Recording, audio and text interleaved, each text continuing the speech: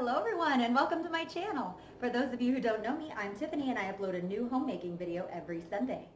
So today I just wanted to take a minute to thank you all so much for following along with me as I learn how to make these videos and offer all these little pearls of wisdom and little valuable things that I have come up with to make my daily life so much better. Oh my gosh. My dishwasher is so loud in the background, but I have to get this filmed right now, so we have to deal with it. But anyway, I just wanted to say thank you so much from the bottom of my heart for following along. And thank you to Chance, my friend Chance, for requesting this video. I'm super excited to make it. Today we are going to be making a side dish that goes with the crispy chicken recipe that I did a video on a couple months ago. But I'll link that down in the description box below in case you want to try both and make a fun dinner out of it. So if you like cheesy baked potatoes, or if you like the Panera broccoli cheddar soup, you're really going to like this recipe. So come with me and I'll show you how to make it. The first thing I'm going to do, since I already have riced cauliflower, I'm going to use frozen. It's better if you can do fresh riced cauliflower, but I just have frozen to work with today. And then you want to get fresh riced broccoli, and I actually just have regular broccoli, so I am going to put it in my food processor, which y'all need to get one of these if you don't have one, and turn this into broccoli rice.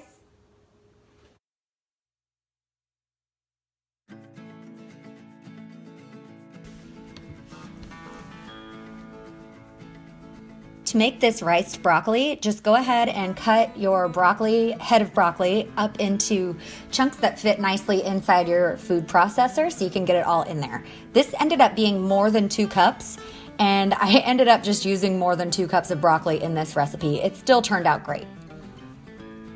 And when you use your food processor, use the pulse setting because that gives you the most control over how finely your broccoli gets riced. And I'll show you how I like mine in just a second. Ooh.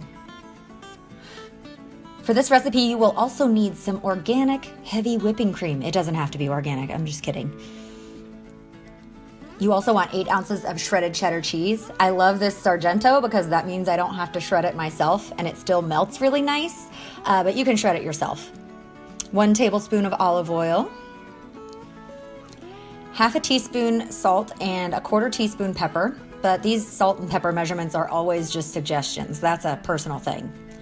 You also need a package of ranch dressing. This one has sugar in it though, and so if you don't want sugar in your seasoning, you're gonna have to make it yourself. You also need 4 tablespoons of butter.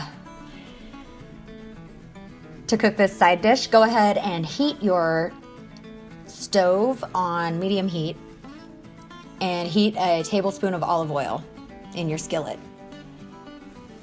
I like to use cast iron, and I also have an electric stovetop, so it takes forever to heat up, but I'm dreaming of having a gas range again soon.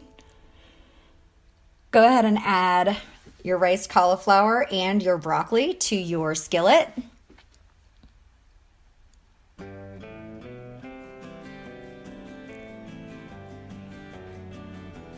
And give it a good stir, being careful not to slop it everywhere all over your stove. You also want to season it with some salt and pepper while you're doing this step as well. You're going to feel like you're stirring forever, but you do want to stay with it because you don't want to burn your broccoli and cauliflower on the bottom. You don't want it to get burnt. You just want it to get tender. After what feels like an eternity, it will be all tender and ready to move on to the next step. So go ahead and put your broccoli and cauliflower into a mixing bowl and set it off to the side. This way your skillet is free to make your cheesy sauce.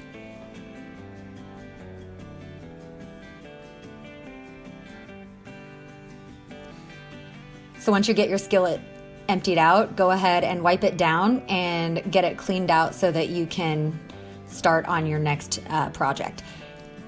Don't burn yourself though. Be careful, y'all. Now, to make this sauce, go ahead and melt your butter in the skillet. Add your heavy whipping cream after that.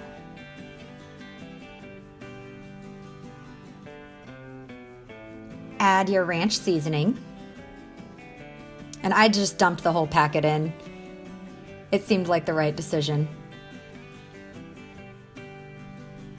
And it was. Once I tried it, it was really good.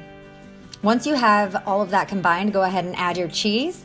And you can see me here realizing I'm not going to have enough cheese in this package to fulfill the recipe. So I'm going to run off in just a second and get a little bit more cheese to fill it out. But make sure that you stir this really fast. This is so easy to burn. So you have to stay very vigilant in order to make this cheese sauce right.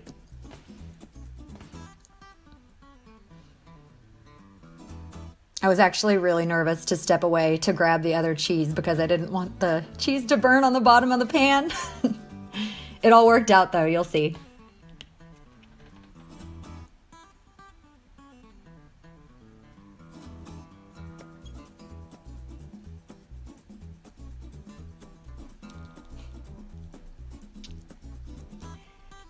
Once your sauce is all creamy and combined, go ahead and add your broccoli and cauliflower back in. Let it heat through just a little bit and you are done, my friends. This is a perfect side dish to go with my crispy chicken recipe, like I said before. So I will link that down below once again. And I hope you enjoy this.